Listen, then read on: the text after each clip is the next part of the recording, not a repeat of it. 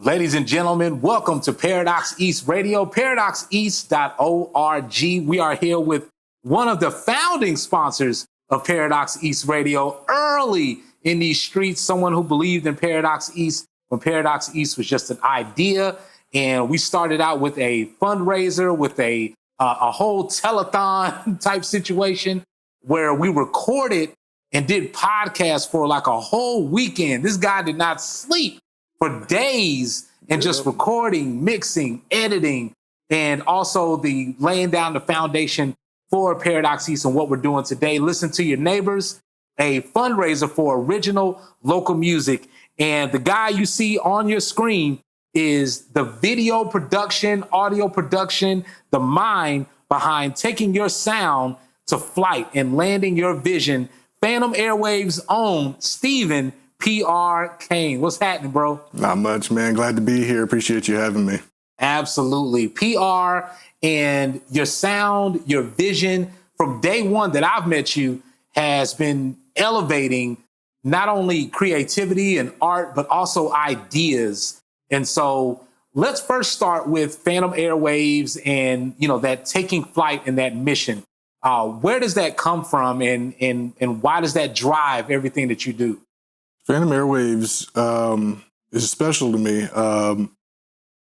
I remember making the name, deciding that I was going to go full force with it. So that slogan, let your sound take flight, and obviously later when I started picking up video, land your vision, I really want to focus on taking the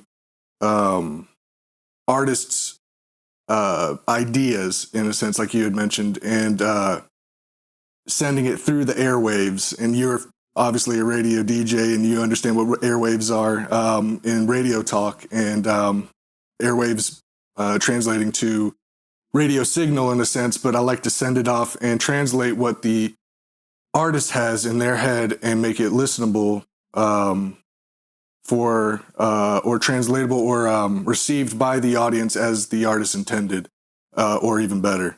It's important for me because, I take strong value in what I do, and to see it being reciprocated and people coming to me and trusting me with their work only fuels me even more. And so, I'm trying to stay on track here, but it means a lot, and it's definitely the core foundation for what I do to this very day, and I'm sticking to it. And some of those places that your sound has found associated with are, Grand Hustle Records, MGM Let, Canon Inc., DJ Premier, ESPN Radio, Flipside, Big Rube, Wade Brown, the Maitland Conservatory, Henry, Bob Jones High School, 104.3, ZYP, Lucas Breeze, Translee, and the list goes on. And now, taking flight to Planet Rock. We're talking about Planet Rock and roll, punk rock, going into a whole different universe of the Phantom Airwaves, because some of the folks that know you, they know you from your work with Wade Brown, or they know you from your work with Translee, or they know your work with hip hop, R&B, and mixing and mastering. But now you've taken on dare I say, a new persona, or just a different lane, that you're driving in to drive your creativity. Where does that, where are you going with that? And talk about the journey that you're starting now with your own music creation and becoming an artist. Well, becoming an artist, let me stop you there. I've always been an artist. And that's actually the why I'm here. The engineering and the music production was never in the plan.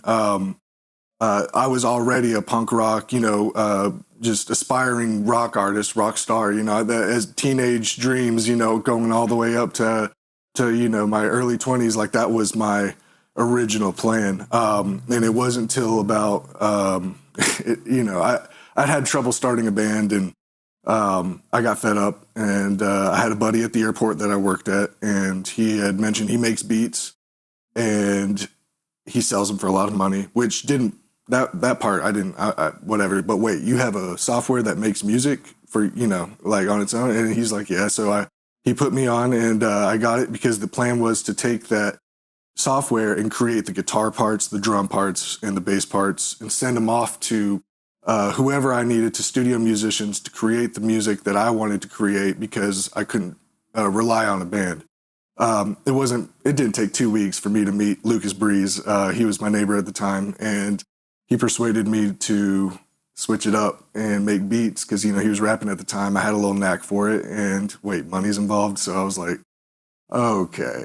Yeah. So, I've always been an artist, and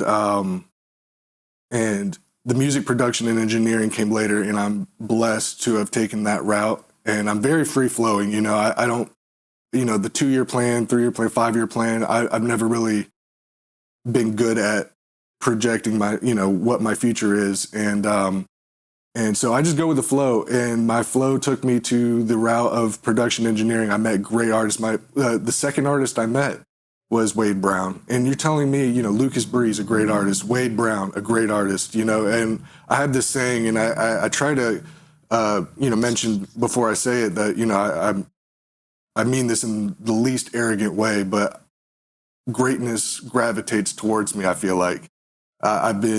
Someone's watching over me, whether it be God, a guardian angel, or just luck, but I've attracted great musicians, and it could be real, recognized real. And I'd love to believe that they show me respect. I have mad respect for them. And so, it's hard to stray or divert back to my own roots when you're working with these great artists. And you're like, wow, these are real singers. These are real rappers. These guys are making great content, and I'm being a part of this. I'm a core foundation to what they're creating. Eventually, Dynamite Kid, shout out Dynamite Kid. I give him full credit for my emergence into the Huntsville scene as a producer.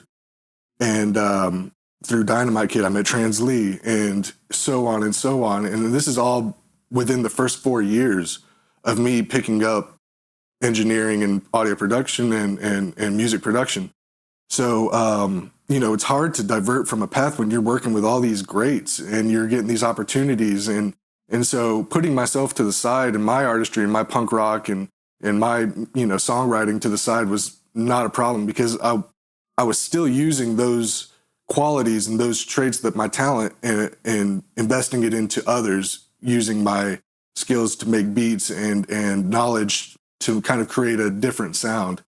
So fast forward to, a few years after that, I've worked with a lot of people, and I wanted a chance in, it wasn't more so a chance that I wanted, but I was like, hey, let me take a song I made when I was, 19 years old and revamp it. Let's see what, the experienced me now can do. And with the same song, and transform it, put it out. I got a lot of love. I actually felt reignited in a sense. My passion, everything flooded back to me and reminded me why I was here in the first place, why I'm on this path, what took me here. And that's all she wrote. I've been making music since then. I got an EP. I've got about 4 or 5 singles now following that. And I'm still going. I got 2 releasing in January, and I got 2 more in the works lined up for February, trying to make my way towards an album eventually. Wow. Okay, well, let's go through the EP that's out right now and kind of go through the track listing. I want you to start with track number 1. Tell us the title of each track, and then I want you to think about a word or a feeling that associates with that track, or a feeling that you get from it, or what you want the listener to feel or think when they're listening to that track. So tell us the title of the EP, and let's start with track 1 and a word or emotion you associate with that track. All right. I like this. So the EP is called Impulse EP. Impulse meaning just like how we were discussing, it was just kind of off a whim, very impulsive, like, all right, jump, don't think, And so Impulse is the name of the EP. Track number 1 is Spun. For my hipsters and my trippers out there who like psychedelics, it's a pretty straight up song. I wrote it in one day. It's one of my more popular songs. It's just fun. It's about tripping on psychedelics. It's got a little harder rock feel, and it's got a consistent pattern. I think it's easy to sing along with. And you got to forgive me, I don't remember the track order. But let's say the next song would be Love Hate. Love Hate is, let's see, one word to describe that is conflicted. It's about being in a relationship that is making you absolutely miserable, but you stayed because the sex is good. We've all done that. Yeah, I've been there a few times. Let's see. And like I said, this is out of order. The next one is Shipwreck. And Shipwreck, if I could give one word for that, recovery. I would say moving on. I can't think of a single word to say that, but it's about moving on from a relationship that kind of tore you up. And that was something I experienced a few years back, and it was my message, not to her, but to myself, saying, all the negative feelings I feel, not only to her, but to myself, and the stress I've been putting on to myself. I'm done with it. I'm moving on. Let's see. So we've got Spun, Love, Hate, Shipwreck, so it leaves two more. I'll say The Mask. The Mask is the very first one that emerged, even though it's not track one. The Mask was the test guinea pig for whether I should continue on with this punk rock career or not. And The Mask was actually, I wrote it in when I was 19. And I had ditched the beat, rewrote some of the lyrics, kind of, with new experience, with a little bit more knowledge, rewrote it, revamped it, and put it out, and got me a lot of support and love, and it really amped me up. And so I put that out. So that one's on the EP, and that one, let's see, one word to describe The Mask.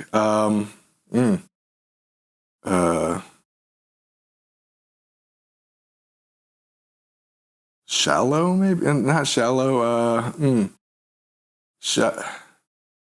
Shallow, I would say shallow. It's about a woman, about a female, and words to describe her are destructive, chaotic. She's just a handful in a sense, but it's exciting, and maybe that's the word, exciting. And finally, Deja Vu. Deja Vu is let's see, one word to describe Deja Vu. Adulterous, unfaithful, something like that. And it's a song that pretty much explains like being in a relationship, and I cheated, and I have almost no remorse for it. It's a pretty rock star song. So those are the 5 songs I have on the Impulse EP, and that was my kickstart into this career. And where can folks find the EP Impulse from Stephen P. Arcane?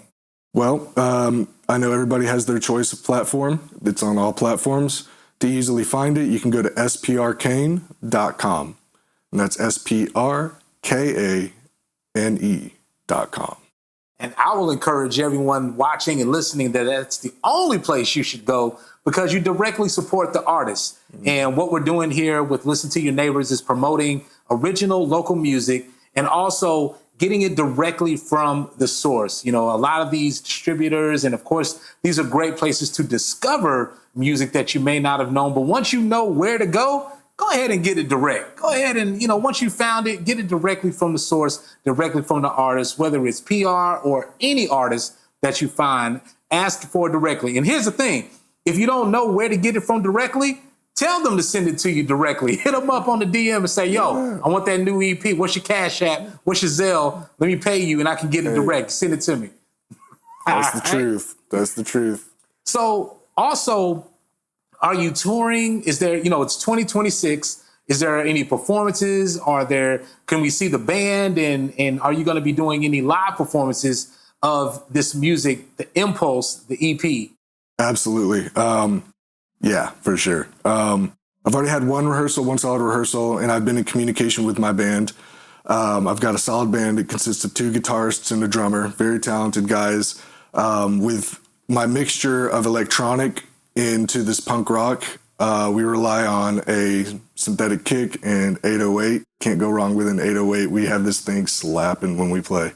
So you can anticipate performances for sure from me and my band in 2026.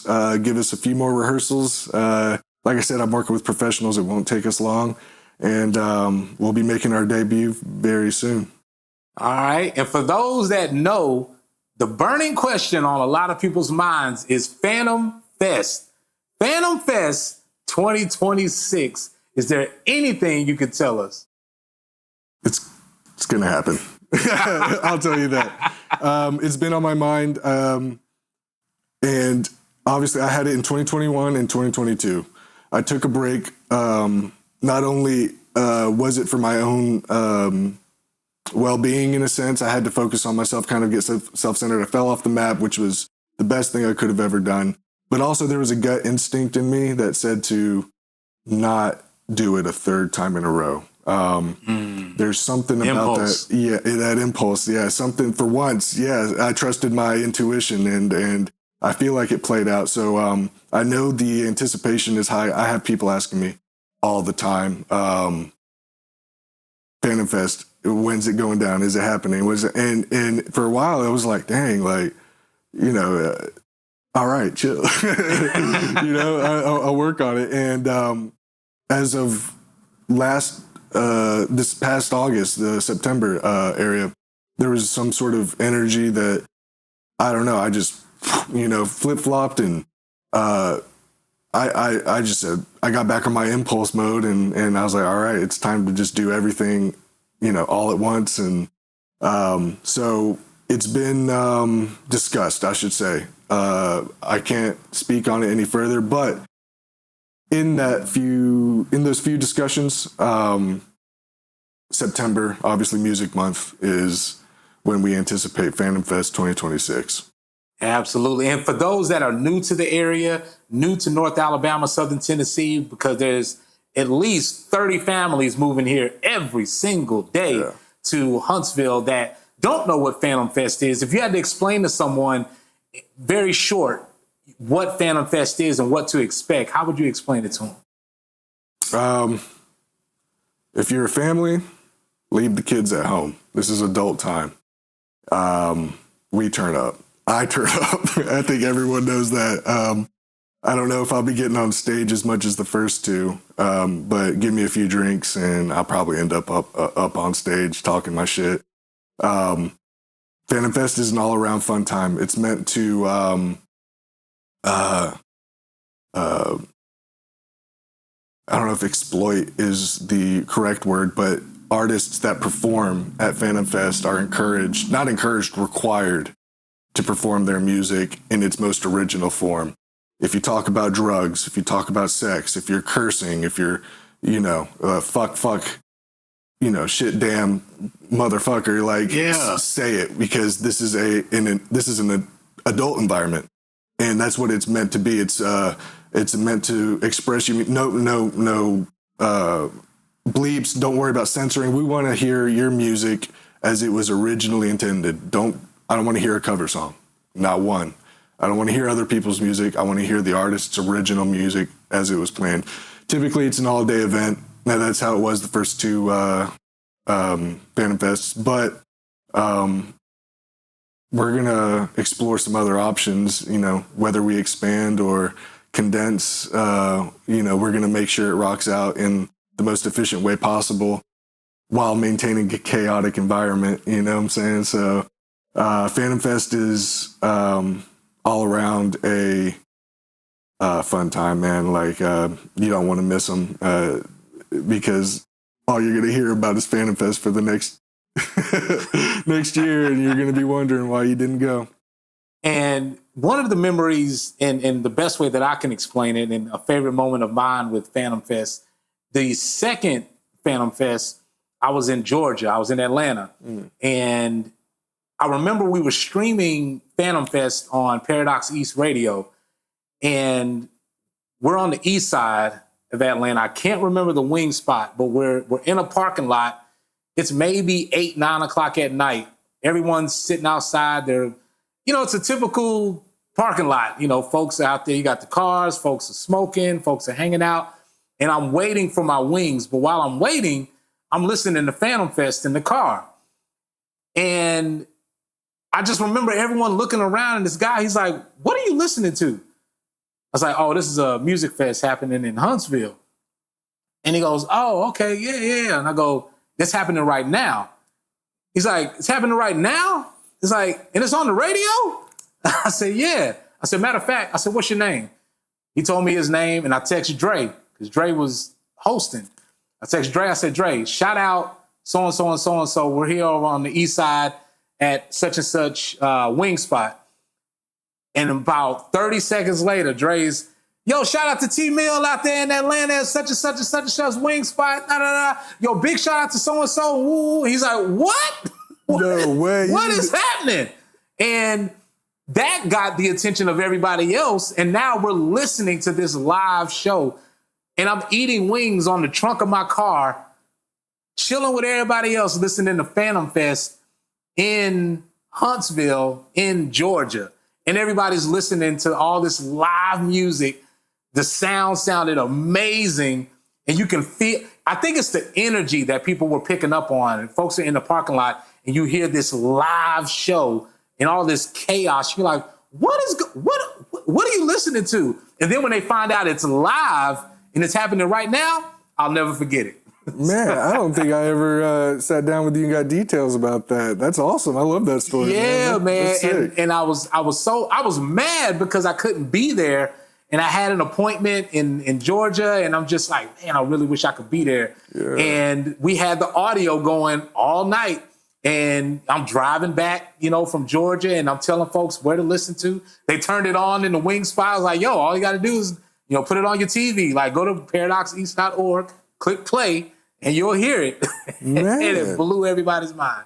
So we're talking to Stephen P. Arcane about Impulse, his EP that is out right now, but you can get it directly from Stephen P. Arcane, or you can go on your favorite app or Spotify, whatever you listen to music on, you can go and search it, but I definitely encourage you to get it directly. Now, you mentioned there's some more EPs on the way? Yeah, right now I'm putting singles out, and my goal is to have singles consistently released for enough time for me to create an album without leaving anybody hanging, Mm-hmm. So I have 2 singles dropping in January, one on the 5th and the other on the 20th, I believe. I have 2 in the works that I'm writing right now. I plan to drop in February. I believe once I get out to maybe April or so with singles consistently dropping out, and I can comfortably put together a solid 6, 7, maybe I would like to do an LP, get up to maybe 7 to 9 tracks or something of that sort, and put that out as a collective and really push the anticipation on an album, which would be nice for Phantom Fest, now that we're speaking on it. One thing I would, and you're probably already, I know you're already thinking this, but if there's 1,000 other things that are on your mind, and I don't want you to forget, you have to figure out a way to get those visuals out there on them screens at Phantom Fest, because, dude, your visuals are cinematic escapes.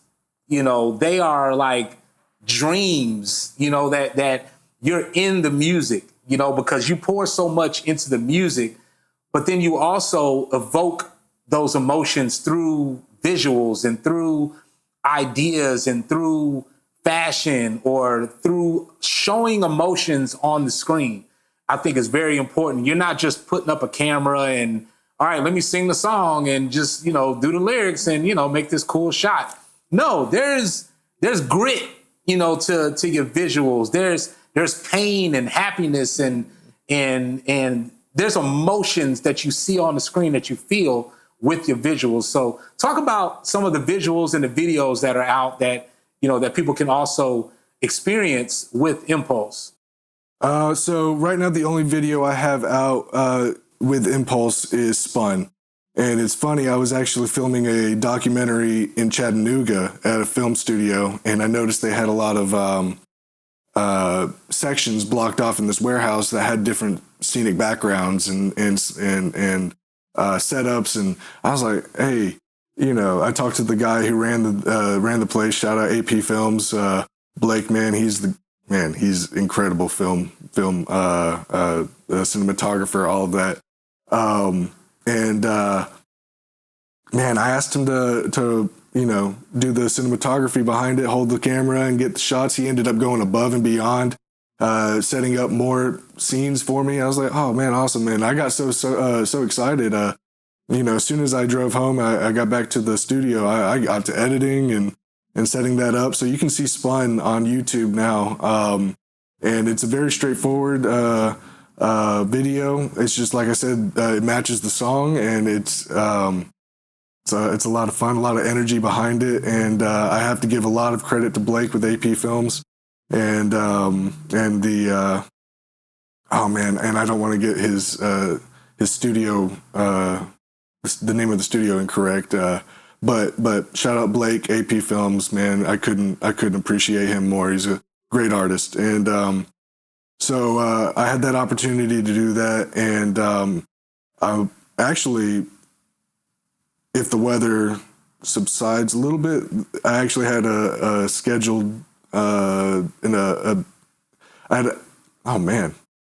if the weather subsides and it actually works in our favor, then I had planned to shoot a new music video for a song that I plan to drop in January. One of the singles I have planned, but we'll see. All right.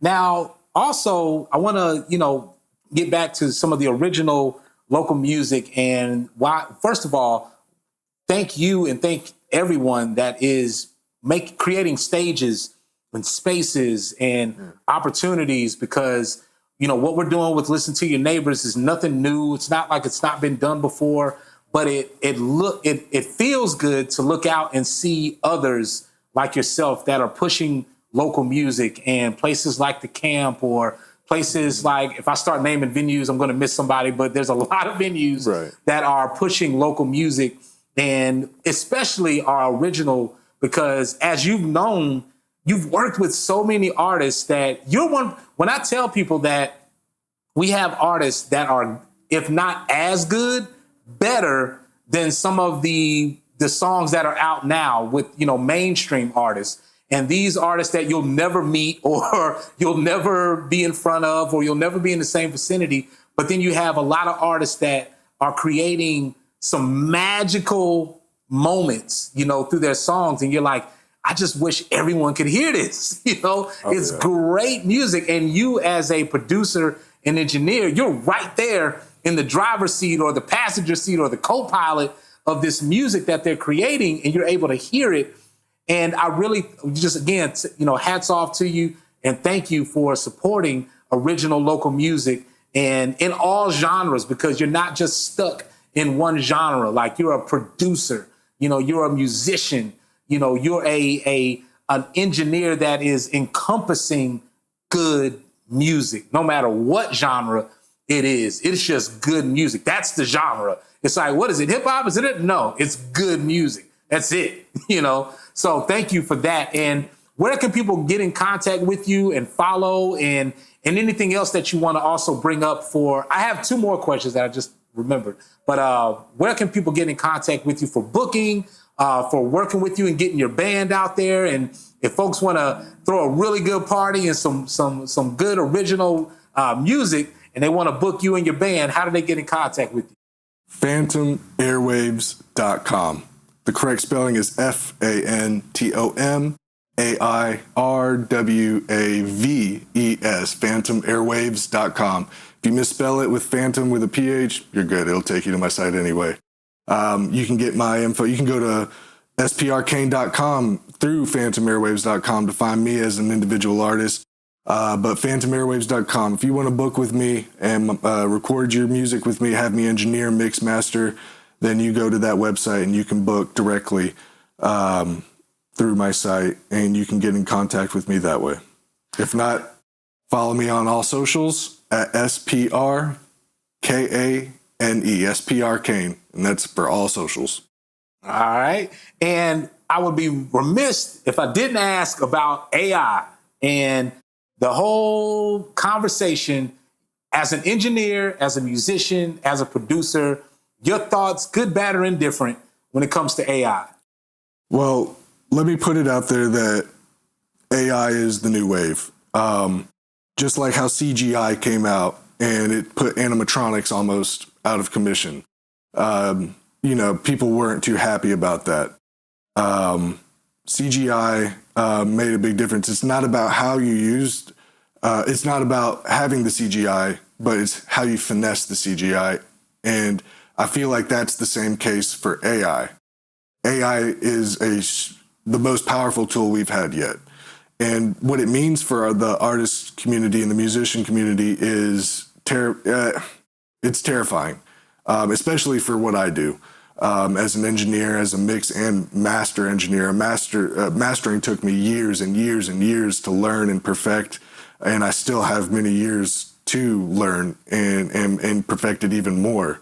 But with AI coming up, and they're right behind me, it won't be long till it takes my job. But like I said about the CGI and how it kind of put animatronics in the way, it's like, okay, Steven Spielberg, he did the first Jurassic Park with a little mixture of both, but animatronics were heavy on that. Now, it's how he finessed that CGI, because you could put CGI on anything and, have the computer make any kind of animation, but it's how you finesse it, and it's how do you make that yours. And I'm a true believer on jump on the bandwagon or get left behind.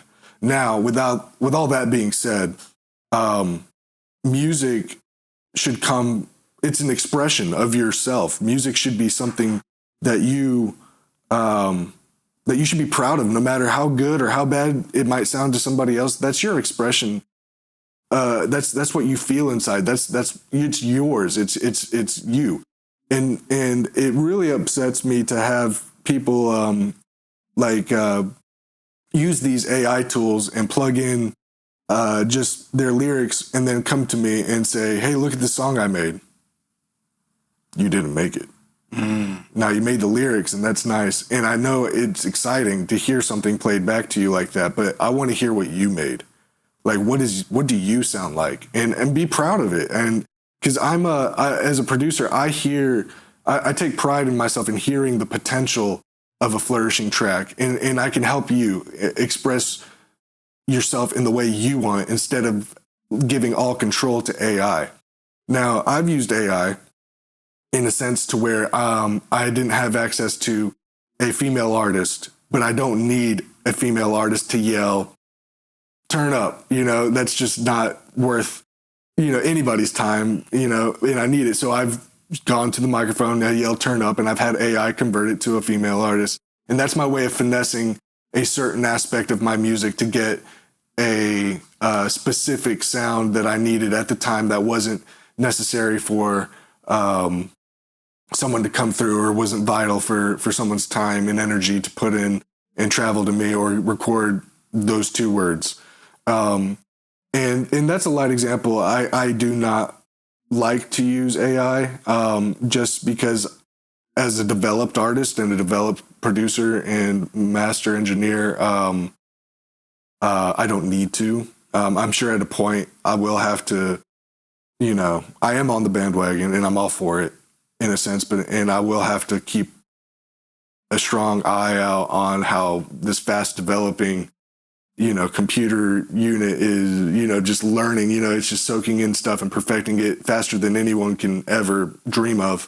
And I'll have to keep an eye out and see how I can take that to my advantage and keep my career going as long as possible.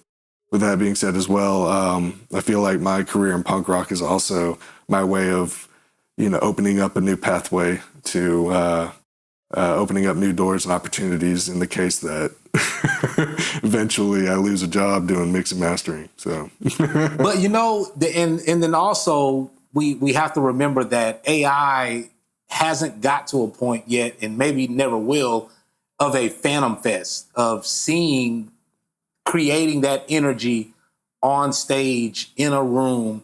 That's the human element to it, where you can't see it, but you can feel it, and you can't create it.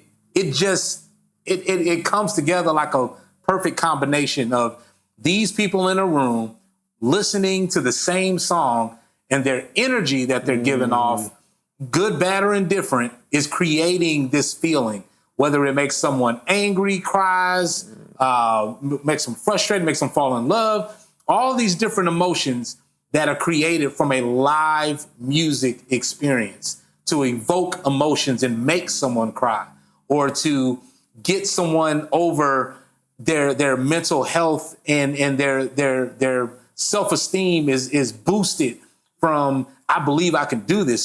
Someone believes in me. I feel powerful. How many movies have we walked out of feeling like the superhero, and we're going, oh yeah, like I feel like Batman now, like walking out of here because it's just that powerful. Or a song that made you want to call someone and say, I miss you, or I'm sorry, or whatever the case is. That live on stage music experience that we've all been to a show where you can't describe the feeling that artist gave you, or the solo on that guitar, or the drums, or the voice, where you're just going, wow, I'm in this room or in this space, and where this is feeling, and it just feels like a movement, going through the spirit, so to speak. So I think there's that. And I would definitely want to end with anything if there's anything that I forgot, or anything that you want to make sure that we cover, think about that as well as we're wrapping up, to make sure that we get that out there. But also, throughout your expertise, throughout your professional career, throughout your experiments and lessons and failures and wins, when you're working with artists and you can say, hey, this is what I recommend for you, or here's some advice, or here's, if I knew then what I know now, what's something that a lesson or a gem that you want to leave with artists? Maybe it's a lesson or a piece of advice, or, hey, don't do this, or get away from that, but just something that you've learned and you've come to that realization and think to yourself, you know what, this could really help someone else.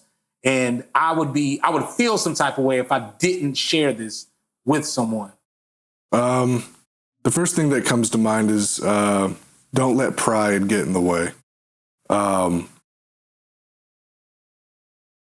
Go out there and perform. Your music's good.